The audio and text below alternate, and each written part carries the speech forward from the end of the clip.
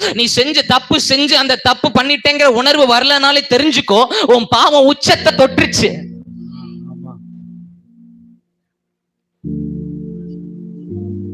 ஒன்னு Samuel 2 Samuel 11 முழுக்க தப்பு பண்ணிட்டு, ஆனா ஒரு தப்பும் பண்ணாத மாதிரி நாத்தான் கிட்ட பேச்சு. ஒரு தப்பு பண்ணாத மாதிரி. யார் அவன்? நாத்தான் கேட்கிறார், யார் அவன்? அப்ப அத சொல்லும் போது கூட